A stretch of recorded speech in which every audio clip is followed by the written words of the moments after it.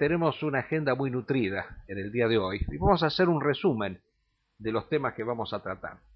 En primer lugar, nosotros vamos a hablar del famoso tema de los mega atentados del 2001, que, tal como nosotros hemos dicho varias veces, han significado el comienzo de ese fenómeno tan novedoso en la historia universal que es la guerra de civilizaciones, entendida por supuesto no a la manera del famoso politólogo Samuel Huntington, sino como guerras de concepciones del mundo. Y eso nosotros lo hemos dicho varias veces, así que no queremos ser reiterativos aquí, aunque muchas veces tenemos que, por obligación, recordarlo.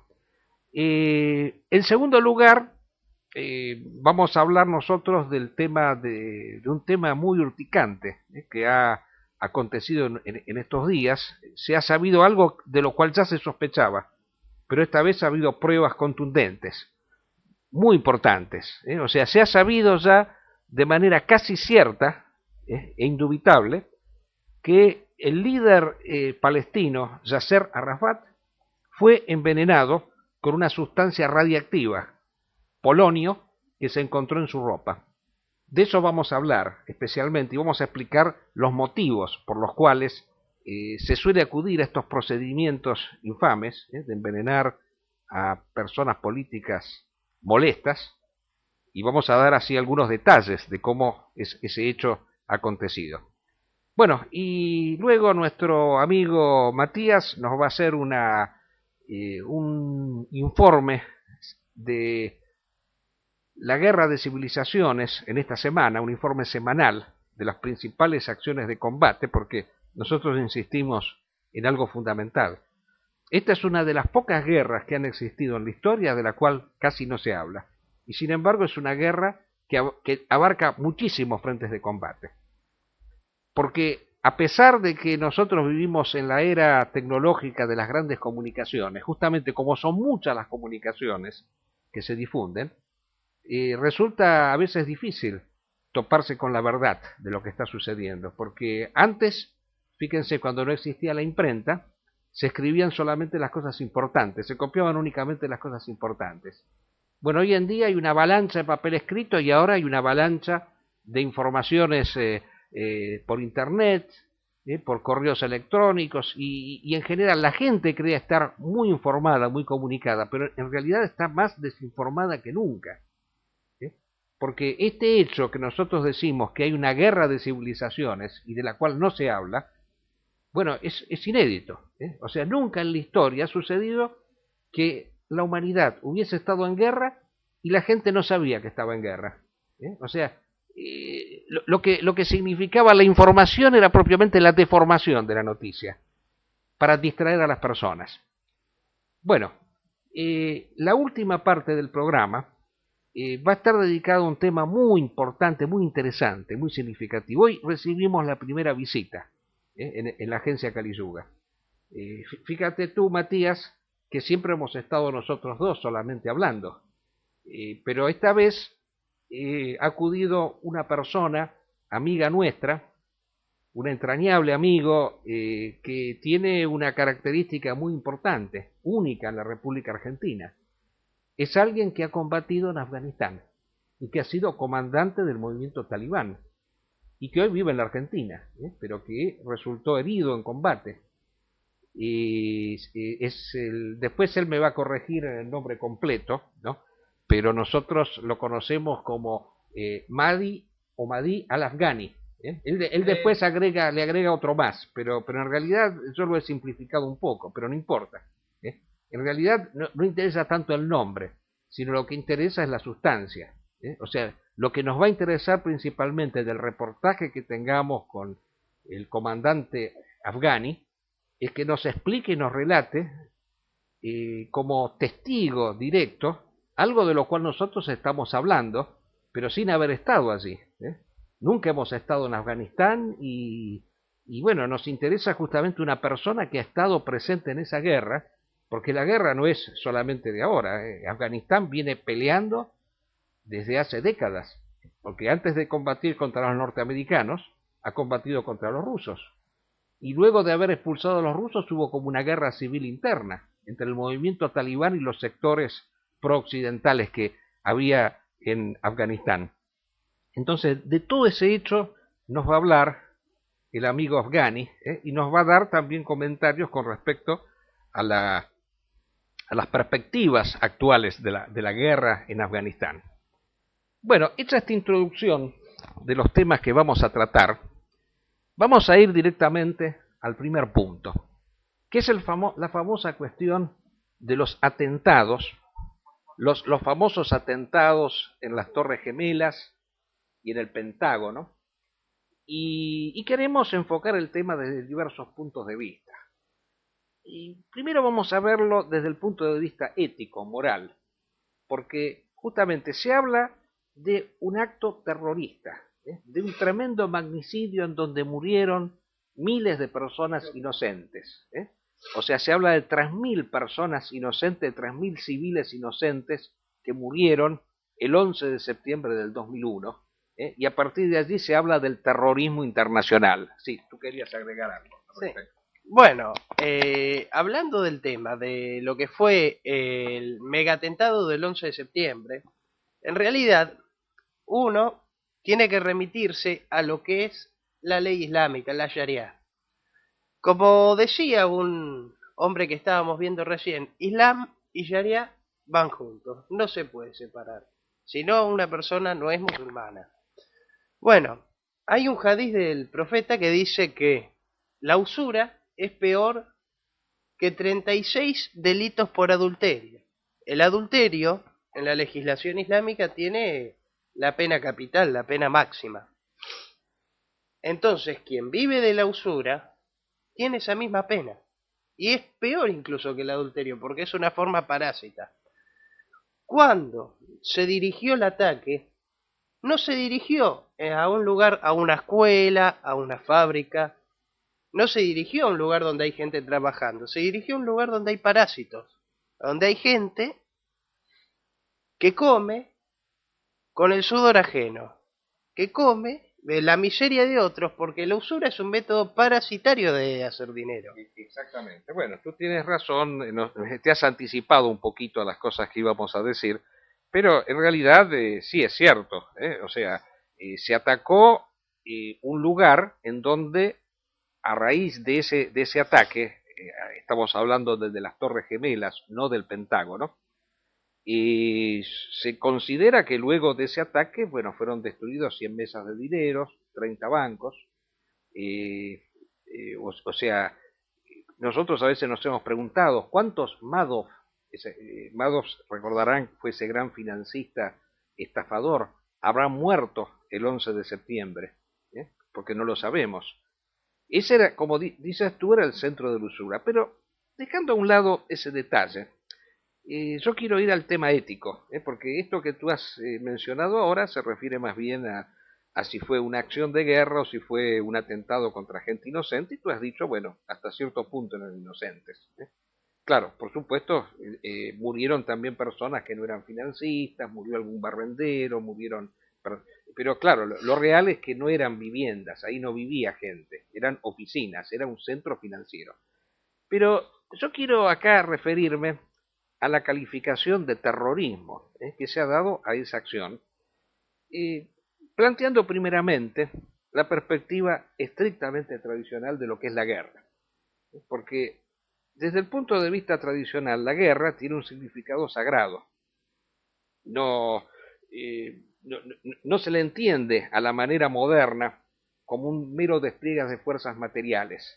El hombre tradicional concebía la guerra principalmente como la manifestación de ciertos principios.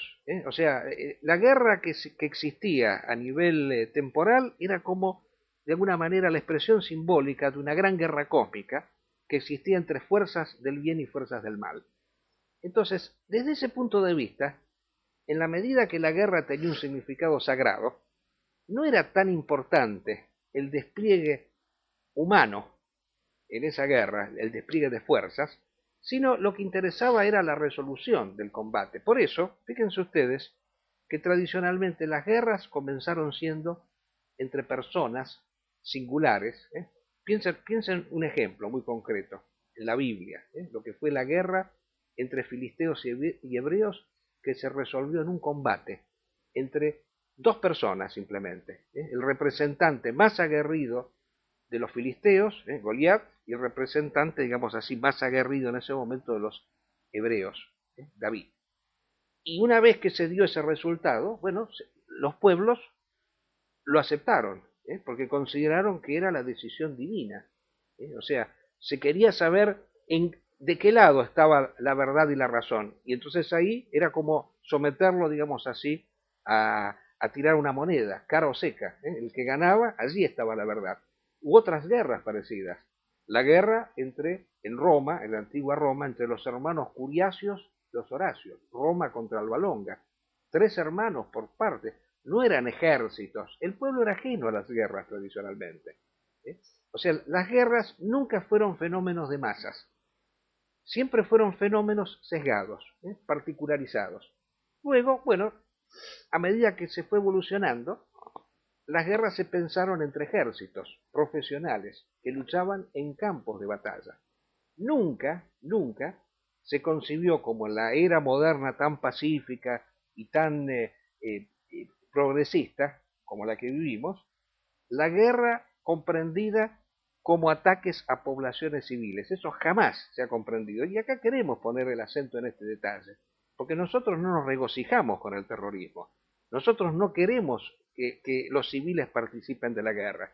Nos subleva cada vez que mueren personas inocentes en una guerra, porque quisiéramos que los combates se resolvieran como se resolvieron siempre tradicionalmente, entre personas representativas de determinadas fuerzas, que son las que en última instancia resuelven hacia dónde tienen que dirigirse los acontecimientos, dónde está la verdad. Pero lo que no podemos aceptar nunca, y lo que nos subleva totalmente en estas guerras que vivimos en la actualidad, es que se califique de terroristas a estas personas, a estas 19 personas que se inmolaron un 11 de septiembre, ofrendando su vida, y hay que decirlo con heroísmo, porque sabían que iban a morir de cualquier forma y por una causa lo hacían. No era que se suicidaban como la persona desesperada que no tiene más razones para vivir y se corta la yugular o se pega un tiro o lo que sea. Un suicidio altruista. No, yo diría que no es suicidio, ahí está. Hay que diferenciar entre suicidio y martirio, son dos cosas diferentes, porque si nosotros dijéramos que eso fue un suicidio, bueno, también los mártires cristianos que se inmolaron y eran devorados por los leones y sabían que iban a morir, los tendríamos que calificar como suicidas. Suicida es la persona que renuncia a la vida por desesperación. En cambio, el mártir es aquel que renuncia a la vida para multiplicarla por una realidad superior. Pero yo quiero ir a este hecho concreto.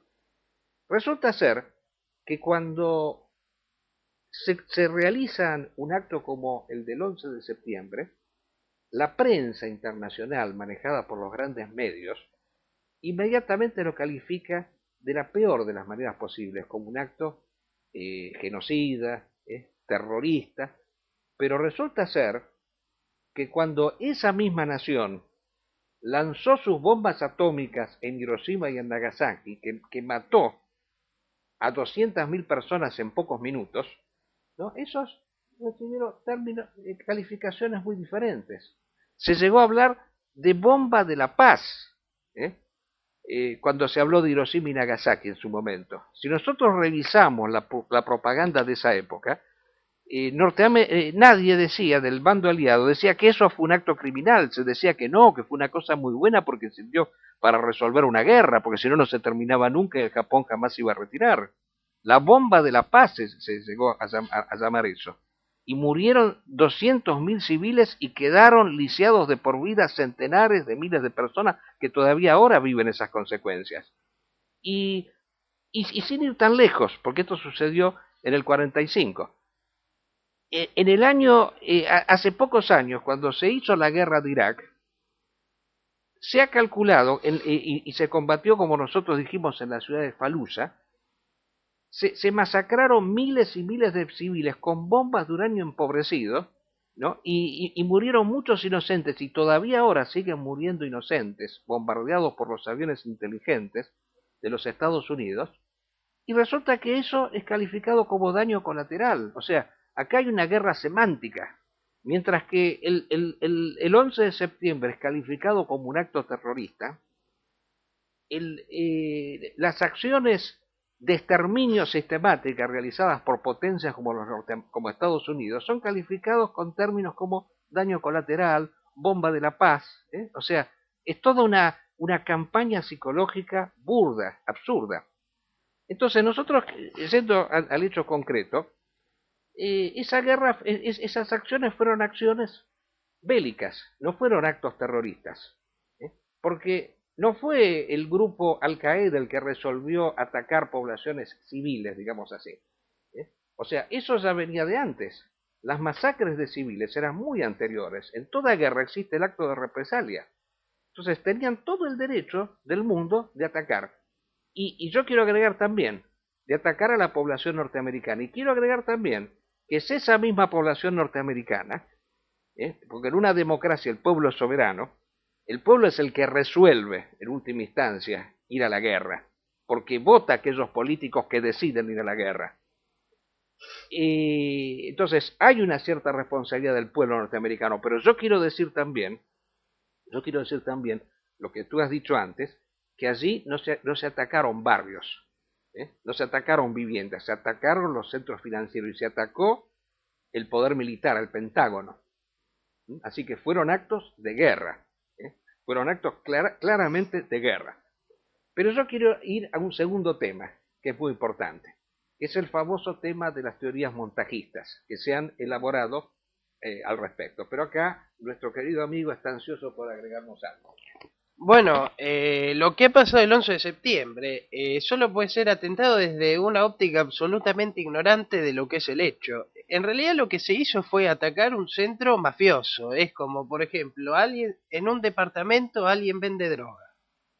Y uno va, la policía va y lo arresta. Está cometiendo un acto de justicia. Desde el punto de vista islámico, primero Dios, después los hombres. Se vive según las leyes de Dios. Entonces, al ser los un delito, más todos los delitos que conocemos, es un acto totalmente justo, es gente que vive de un delito. Después, por otra parte, lo que se atacó ha sido el símbolo del poder económico, el símbolo del poder militar, y por poco no ha sido el símbolo del poder político, de la Casa Blanca. Estados Unidos, Estados Unidos como representante, no de una nación, sino de lo que se puede decir una asociación ilícita.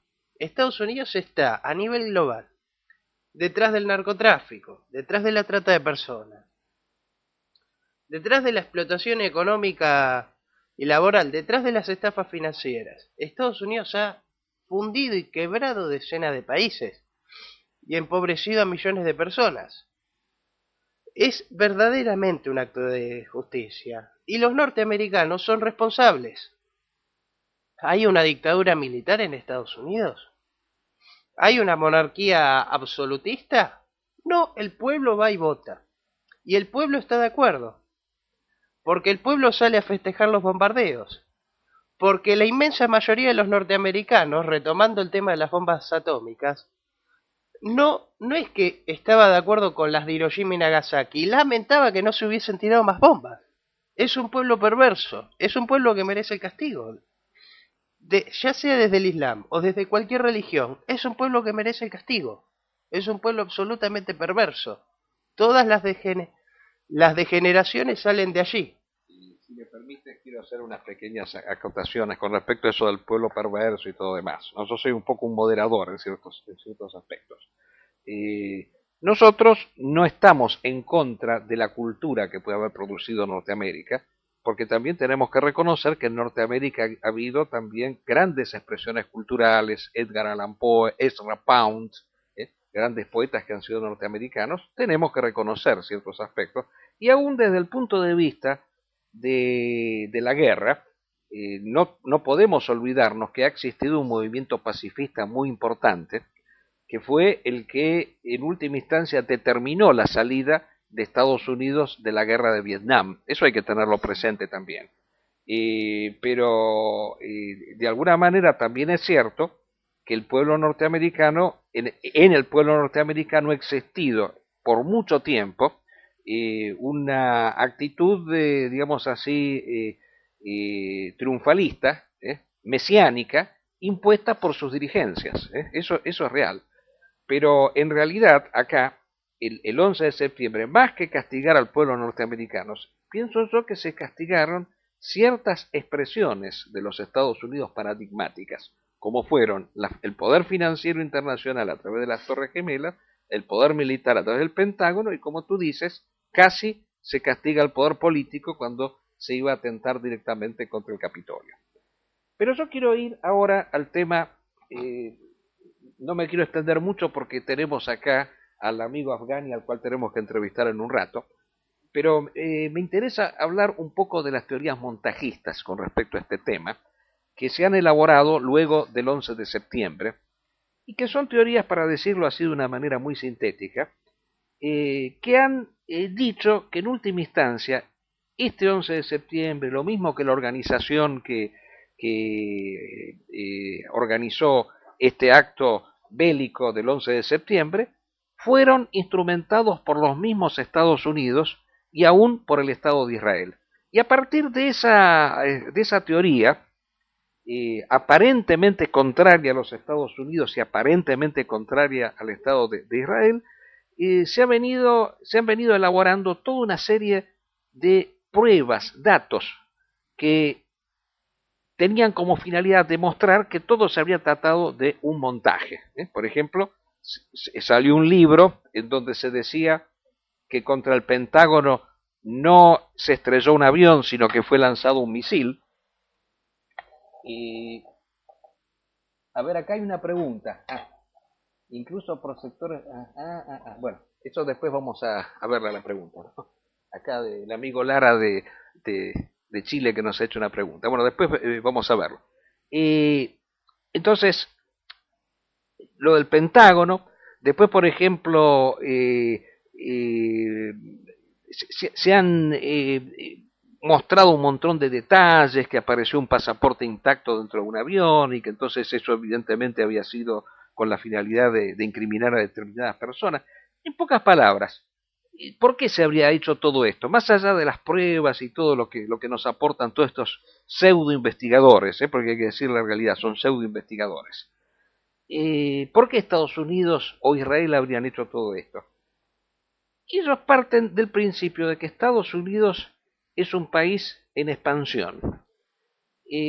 Comparten, sin darse cuenta, la idea de que es una potencia victoriosa y que entonces, pero que por otro lado necesita inventarse excusas para hacer sus distintas tropelías por el mundo. Entonces, aparentemente, de acuerdo a lo que ellos dicen, todo esto se habría hecho con la finalidad de invadir Afganistán, ¿no? Esa era la finalidad última del 11 de septiembre. Se quería invadir Afganistán y se quería desplazar al movimiento talibán del poder. Ahora, hay otros que van un poquito más allá y dicen, ¿por qué se quería invadir Afganistán? Porque dicen, porque estableciéndose en Afganistán, Estados Unidos iba a establecer una base militar para contrastar con su gran enemigo, entre comillas, que es Rusia. Algunos hablan de Eurasia, van un poquito más lejos, hablan de una especie de alianza tácita que existe entre Rusia y los países europeos. Entonces, esa era la excusa que se habrían buscado. Para poder invadir Afganistán, se destruyeron las Torres Gemelas y entonces encontraron una explicación, porque si no, no podían, según ellos, invadir Afganistán. Bueno, yo quiero contestar rápidamente lo siguiente. Cuando Norteamérica quiso invadir algún país, nunca ha necesitado justificaciones. Lo ha hecho directamente. Voy a un hecho muy concreto. Después puede haber inventado algo, pero no necesitaba acudir a magnicidios de esta dimensión, que entre otras cosas sirvieron también para poner en evidencia la fragilidad del sistema de seguridad norteamericano, al cual 19 personas con una inversión de $500.000 pudieron producirle unos daños inconmensurables. Por ejemplo, al famoso presidente de Panamá, Noriega, se lo invadió sin necesidad de generar ningún hecho especial. Invadieron Panamá, arrestaron al presidente y lo llevaron prisionero a los Estados Unidos, y esto pasó no hace mucho. Ha sido permanente y constante la intervención de Norteamérica en los países cuando ha querido hacerlo. No ha necesitado inventarse excusas. Podría haber dicho, por ejemplo, invadimos Afganistán porque tratan mal a las mujeres, o porque es el centro del narcotráfico, es el lugar donde se cultiva el opio y la heroína. En fin, podrían haber encontrado las mismas excusas por las cuales han invadido otras naciones. Pero yo quiero llegar a lo siguiente, de que esta teoría favorece a los norteamericanos, y en última instancia a los sionistas también, porque sirve para mostrar la omnipotencia de todos esos. Fíjense, indirectamente están negando de que ha podido existir una acción exitosa en su contra. No existe en el mundo una organización con capacidad de producirle daños a los norteamericanos. Y si llegara a existir, bueno, lo hicieron ellos mismos. Esa misma teoría la elaboraron acá con respecto a los atentados que hubo en contra de la colectividad judía, que de paso queremos aclarar que nosotros de ningún modo compartimos esos atentados. Pero lo que tampoco compartimos es la idea que pienso yo que el mismo sionismo la ha, como se llama, promovido, de que fueron ellos mismos los que lo hicieron. Porque están creando la imagen de que es imposible que exista una organización en el mundo con capacidad de producirles daños. Esto se asocia con la propaganda que hace Israel cada vez que cae algún misil en su territorio. Siempre cae en un descampado, nunca destruye nada, nunca mueren judíos. A ellos, ¿qué les interesa? Mostrarse omnipotentes. Eso es lo que le interesa tanto a Norteamérica como a Israel, mostrarse omnipotentes, mostrarse que son una fuerza imbatible, que no hay una organización con capacidad de dañarlos, y si existe esa organización, la produjeron ellos. Y voy a un ejemplo muy concreto, para mostrar cómo estos pretendidos científicos acuden a pretendidas pruebas que como me acuerdo decía Ébola, hay ciertas pruebas que depende cómo nosotros las observemos, pueden decir tanto una cosa como lo contrario. Él lo decía con respecto a la teoría de la evolución. Dice, las pruebas que traen los evolucionistas, bueno, pueden servir tanto para mostrar que el hombre evoluciona como que involuciona, porque son pruebas, depende de la concatenación que uno haga de los hechos. Entonces, se encontró intacto entre las torres gemelas, entre todas las ruinas, el pasaporte de Mohammad Atta, que era el terrorista que había hecho volar una de las torres, el que capitaneó uno de los vuelos que impactó contra las torres. Entonces, inmediatamente los montajistas que dijeron, ven, ahí está la demostración, lo puso la CIA para mostrar que fueron ellos los que lo hicieron, de que fue Al Qaeda la que la hizo, pues si no, no aparecía el pasaporte. Bueno, también se puede decir lo contrario, o sea que lo pusieron para que se diga posteriormente que fue todo un montaje, porque es una prueba tan burda que evidentemente sí lo han puesto, eso no me cabe ninguna duda de que lo han puesto, pero lo pusieron ¿por qué? O sea, ahí está el problema, lo pusieron porque querían demostrar que era Al Qaeda la que había hecho todo esto, o querían demostrar todo lo contrario, de que era una cosa burda fabricada por la misma CIA. A propósito lo hicieron eso, lo pusieron a propósito con esa finalidad, ese es nuestro punto de vista. Bueno, acá tú quieres agregar algo. Bueno, esto sirve siempre funcional a los Estados Unidos, porque Estados Unidos siempre quiere dar esa imagen de que es todopoderoso, omnipresente y omnisciente, porque ellos se creen que son Dios. Pero lo que pasa, ellos en realidad, tanto como han dicho muchos teóricos de la tradición, como incluso del marxismo, Estados Unidos es en realidad un tigre de papel. Bueno, En realidad, eso es lo que mostró el atentado, a mi entender. En realidad Estados Unidos es un tigre de papel, es un imperio débil, no es un imperio fuerte, porque es un imperio basado en la máquina.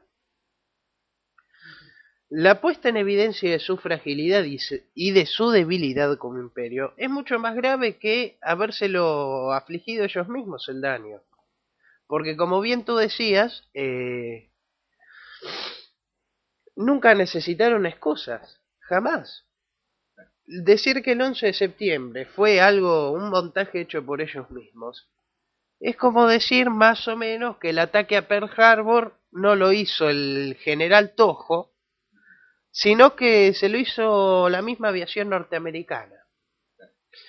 En realidad no, fue un ataque sufrido por ellos. Y esa puesta en evidencia demostró, más que después, las aventuras militares de los Estados Unidos, demostraron que son débiles en el combate, que están perdiendo. Ha llegado a haber inclusive la semana pasada 134 acciones de guerra en Afganistán. Casi medio millón de oficiales, soldados y suboficiales del ejército cipayo afgano, el ejército de Karzai, ya han desertado. Lo que empezó el 11 de septiembre del 2001 es verdaderamente la derrota de Estados Unidos. Y las teorías de que supuestamente Bin Laden era agente de la CIA, es muy fácil desmentirlo.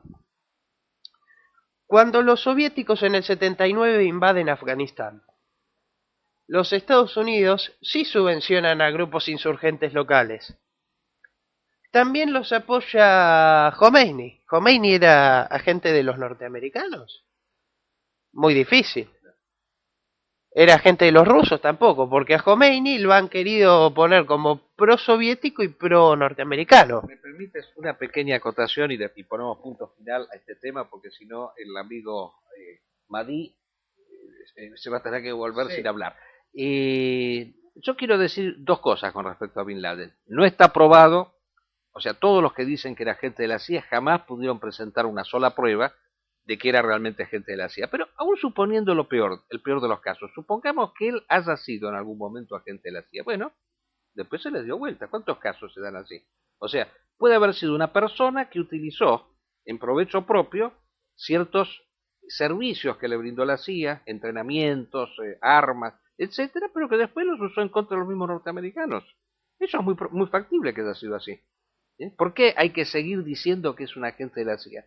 No tiene ni pies ni cabeza eso de decir que sea un agente de la CIA. Y el último detalle, eso de que los rusos, de que fueron para atacar a los rusos, como dijimos la vez pasada, los rusos son los primeros en querer que los norteamericanos no se vayan de Afganistán, porque ellos tienen miedo de que si se van de Afganistán vuelvan los talibanes y se expanda la rebelión fundamentalista en todos sus territorios. Entonces, yo creo que con esto y otras cosas más que iremos diciendo a lo largo de los distintos programas, queda perfectamente aclarado el tema del 11 de septiembre y bueno, en algún momento podremos agregar algo más. Se nos ha ido mucho el tiempo y yo quiero entrevistarlo ahora al amigo Mahdi. Queda un poco pendiente el tema de Arafat. Acá el amigo Patricio nos pregunta si ese envenenamiento de Arafat puede haber sido producido a lo mejor por sectores fundamentalistas islámicos que no querían que él diera un rumbo excesivamente laicista, antifundamentalista al tema palestino y que era un poco una garantía de paz para los mismos israelíes. Mire, es un tema complejo ese.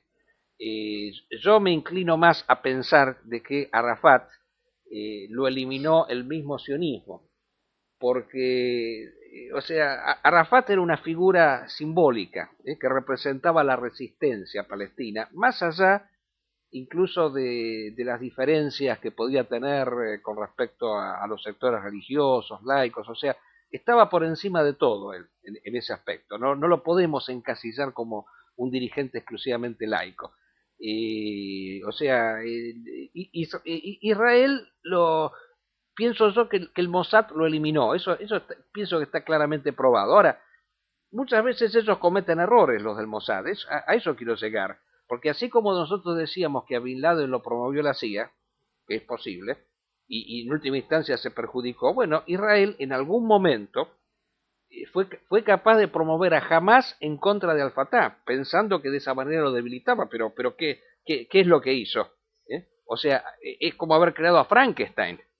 O sea, creó una máquina que después terminó dándose vuelta en contra de Israel.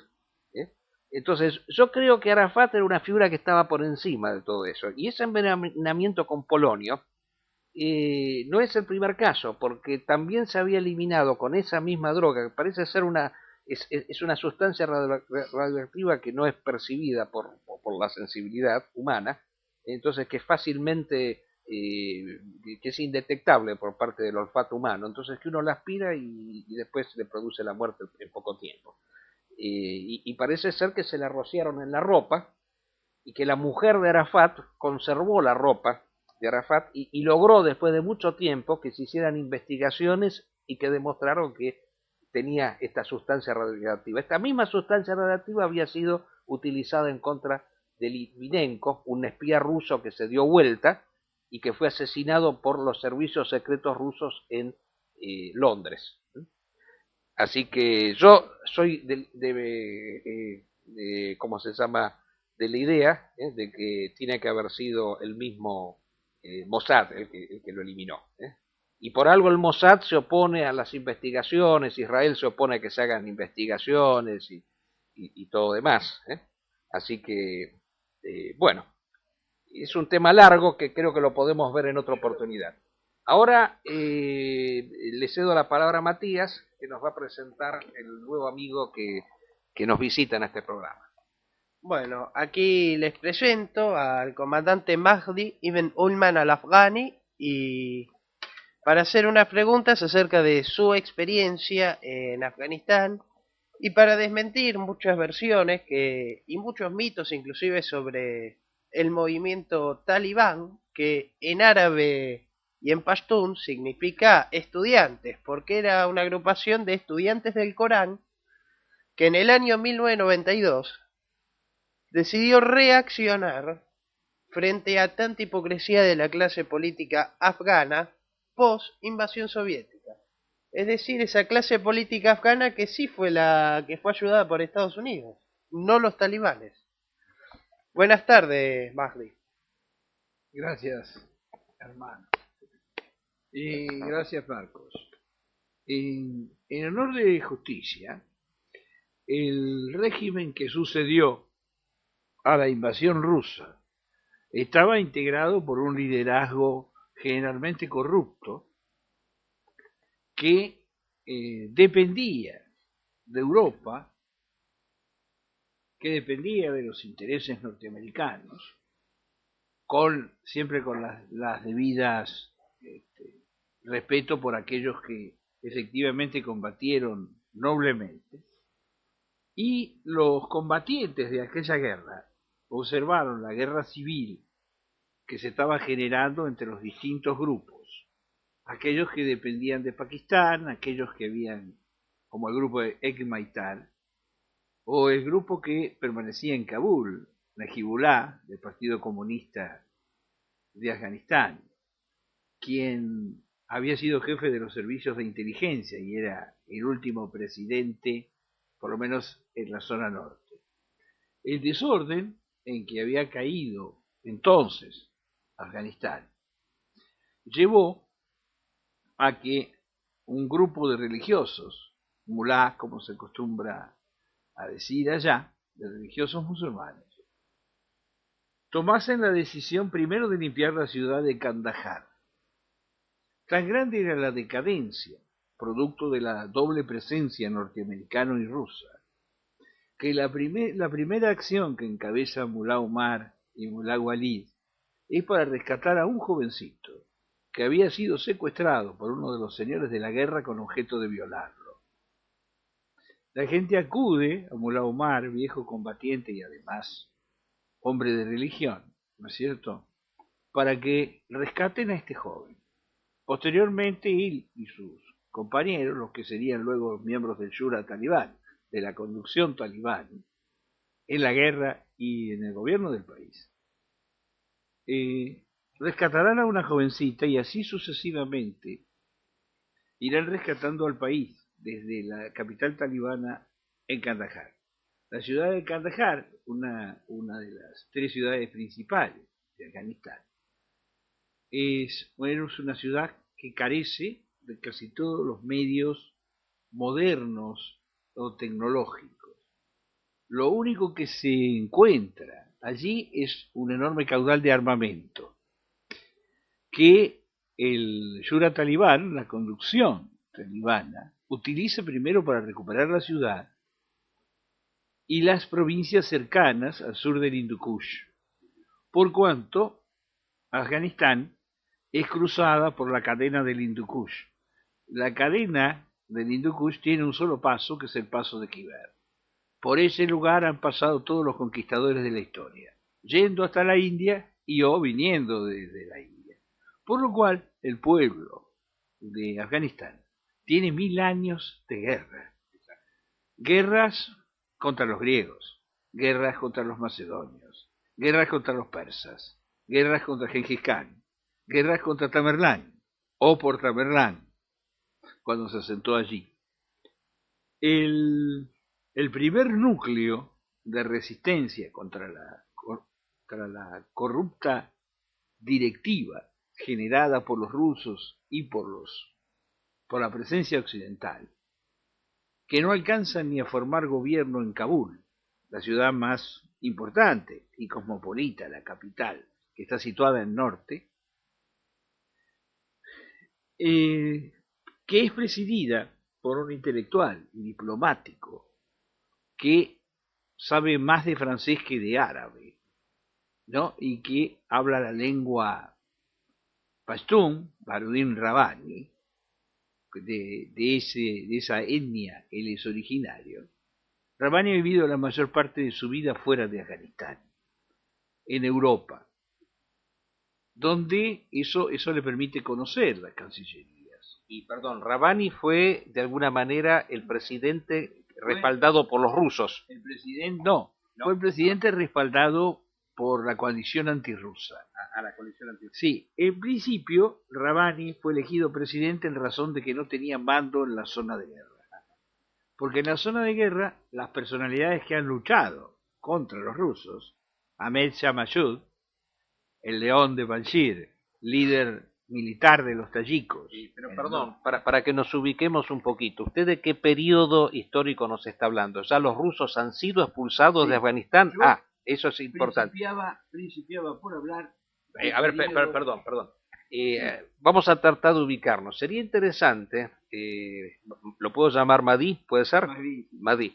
Sería interesante, Mahdi, que usted nos relatara su experiencia personal, nos ubicara en el tiempo, los años en que estuvo allá y todo demás, porque un poco la confusión puede regir, imagínense, nosotros somos personas que ignoramos mucho de la historia de Afganistán, y entonces por ahí nos sentimos un poco perdidos, y usted nos podría explicar, a partir de su experiencia personal, cuándo llegó a Afganistán, en qué momento, etcétera, etcétera. Yo llego a Afganistán llevado por Arabia Saudita, ¿verdad? Que forma, digamos así, milicias en todas partes del mundo, con objeto de ir a ayudar al gobierno talibán, entonces aliado de Arabia Saudita. Yo no participo en la lucha contra Rusia, ni en la lucha contra Estados Unidos e Inglaterra. Participo en realidad en la guerra civil. En ese momento creo un grupo de milicianos latinoamericanos musulmanes que se conoce como Saif Alá, espada de Dios en castellano. Somos 40 latinoamericanos de confesión musulmana que somos llevados por Arabia Saudita a combatir al lado del grupo talibán. Nosotros llegamos en 1992 y yo salgo de Afganistán en 1999. En 1992 todavía es presidente Baruddin Rabbani, porque es el presidente de la coalición antirrusa. Ahora sí estamos ubicados. Muy bien. No obstante, Gebaudin Heimaitar, el hombre de Pakistán, y Ahmed Shah Massoud, el líder de la etnia tayika, son los hombres que controlan militarmente la realidad hasta el advenimiento del talibán.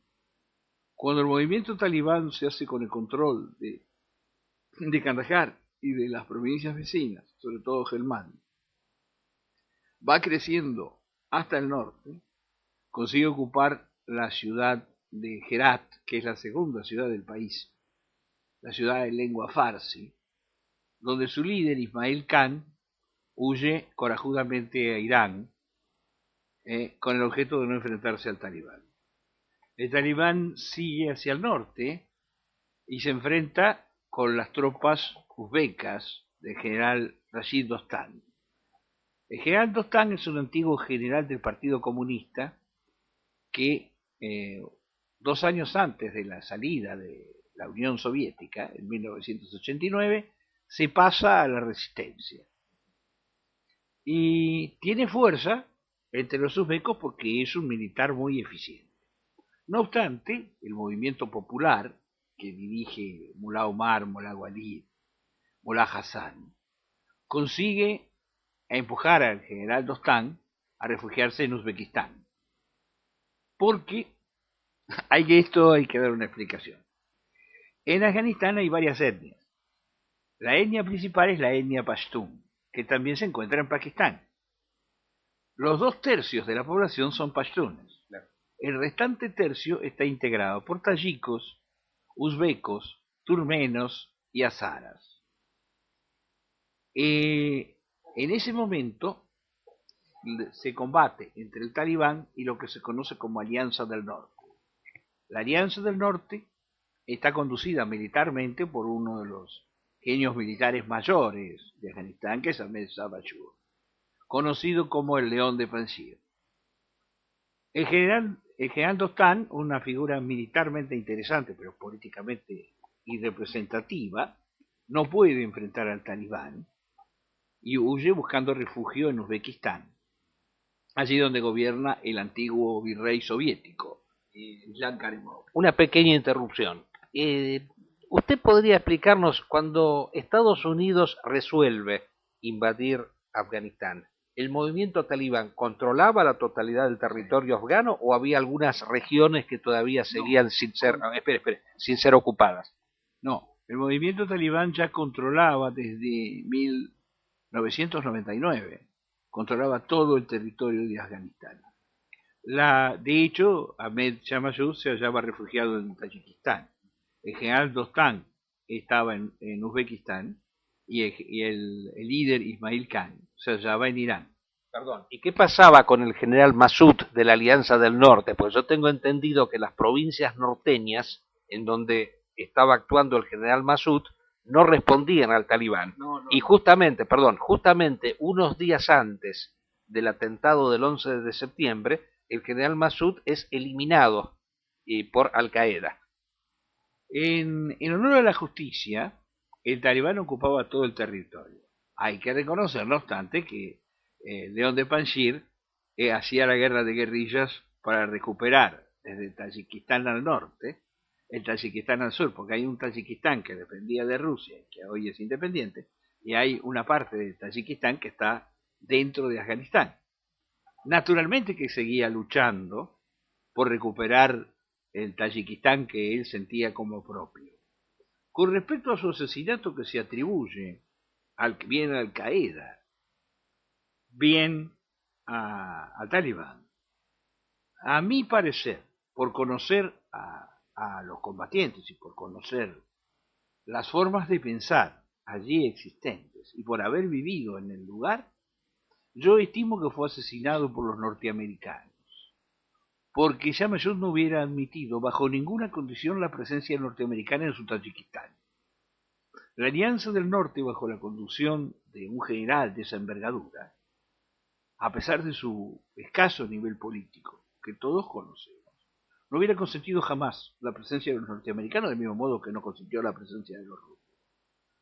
Es inconcebible pensar que Massoud hubiera admitido a la Alianza del Norte con una presencia extranjera. Su asesinato seguramente se debe a elementos ligados a la familia Karzai, la actual gobernante, Recordemos que, aparte del presidente Hamid Karzai, la mayoría de los Karzai viven en los Estados Unidos, donde son gerentes de banco, son empresarios muy importantes y muchos integran los servicios de inteligencia.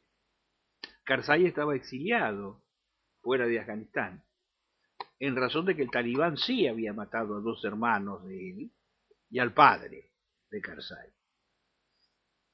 Karzai, que es la figura miserable del virrey norteamericano, ¿no? Ha llegado al extremo en una pseudoelección donde tuvo el 3% de los votos de hacerle fraude a su ministro de Relaciones Exteriores, el líder Azara Abdallah, que sacó el 2%, ¿no? Porque en realidad en la última elección solo votó el 5% de la población, es decir, la población de Kabul. Ni siquiera en Kabul, allí donde es el lugar más propicio por las características del lugar y por la gente que vive para Karzai, le es posible ganar una elección como es debido, como puede ganarla un verdadero líder popular. Solo el 5% de toda la población afgana participa de la elección y él le gana 3-2 a su ministro y aún con fraude, porque ni aún así es cierto que él le haya ganado en esa mínima votación, ya que el grueso de la población de Kabul se niega a votar por ninguno de los dos. Después de que naturalmente llega la invasión, se busca personalidades para servir en el régimen de ocupación. Este régimen de ocupación no tiene viabilidad por las características de Afganistán. Afganistán es el lugar tal vez más difícil de invadir. Primero porque se trata de un pueblo que, como el vietnamita, está acostumbrado a constantes invasiones. Generaciones enteras han muerto por la independencia de Vietnam y generaciones enteras han muerto por la independencia de Afganistán. En Afganistán, más allá de las diferencias y a veces violencias entre las distintas corrientes, si hay algo que no les agrada es la presencia de extranjeros que no han sido invitados. Así que es natural suponer que, dadas por otra parte las características del terreno que no han evaluado debidamente los imperialistas anglosajones, ellos piensan que han vencido a Alemania, pero Alemania es una nación urbana y occidental, una nación industrial, una nación con unas características poblacionales peculiares respecto del resto de Europa, pero básicamente una sociedad occidental, laicizada. Afganistán es una sociedad profundamente religiosa, donde todo el mundo es firmemente adepto de una forma de concebir el Islam. Los hazaras, que son de origen mongol, son shias, hay shias en Farsi, el grueso de la población es sunna. No existe más que un pseudo laicismo incluso en los grupos de izquierda de la ciudad de Kabul, que los grupos Parcham y Khalq, un partido nacionalista prosoviético y el partido comunista propiamente dicho.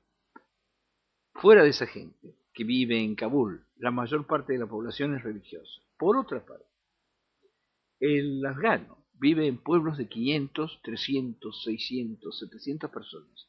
Hay 5 ciudades que pueden merecer ese nombre. Kandahar, Jalalabad, Kabul, por supuesto, Herat y Mazar Sharif. Fuera de eso, donde hay núcleos poblacionales que pueden ser ocupados, la verdad es que no se puede ocupar nunca Afganistán. Tan difícil para el imperialismo como España para Napoleón.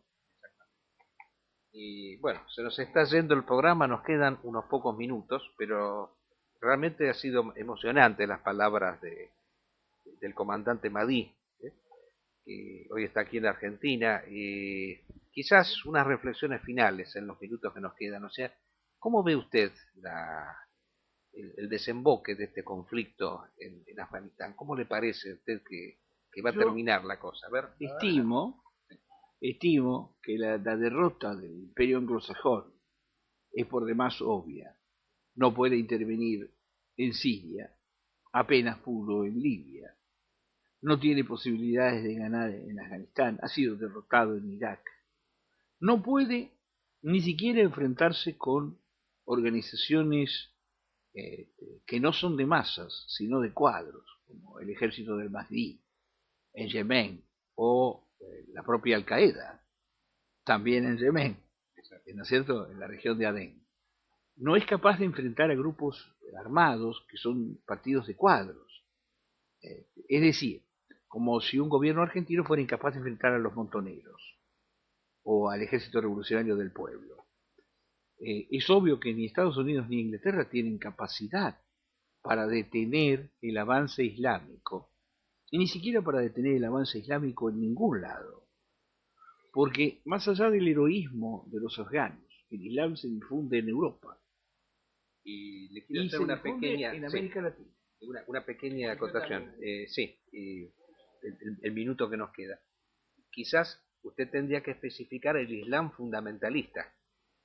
Esa sería la especificación, porque existe un Islam moderado que hoy en día colabora con Norteamérica, y recién estábamos viendo un video cómo se agarraban a trompadas estos islamistas moderados con los islamistas fundamentalistas que decían, unos dicen que el Islam concuerda con la democracia y otros dicen que son dos cosas incompatibles. Dos palabras finales, porque nos queda un minuto. Dos palabras, sí. En principio, los musulmanes piadosos, los que en Occidente se conoce como fundamentalistas, no son ni demócratas ni republicanos. Ahí está, eso es lo que puesto que la única ley que vale es la Sharia, que es la norma que dicta el Corán, que es la norma que dictó Alá. Usted lo ha dicho y lo ha aclarado perfectamente. Bueno, hemos llegado ya al final del programa. ¿Vos querías decir una palabra final, Matías? Era más bien aclaratorio sobre el tema de Arabia Saudita, puesto que si bien Arabia Saudita desde los 90 es un régimen apóstata, por lo menos hasta antes del 2001 Arabia Saudita miraba para otro lado y se podía utilizar su territorio como santuario. Ahora, ¿qué opinión le merece usted Arabia Saudita?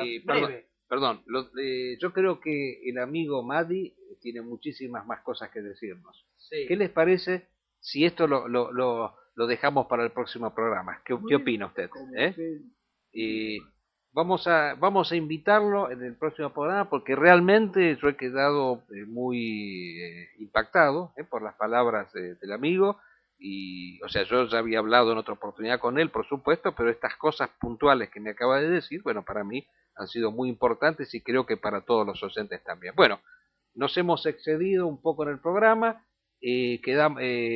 han quedado unos temas pendientes. Matías tiene preparado, pero lo va a dar en la próxima audición, un parte de guerra semanal, muy pormenorizado y minucioso, sintético, como para que nosotros nos pongamos al tanto. Y bueno, quedamos pues para el próximo programa, que es el jueves que viene. Nos despedimos de todos.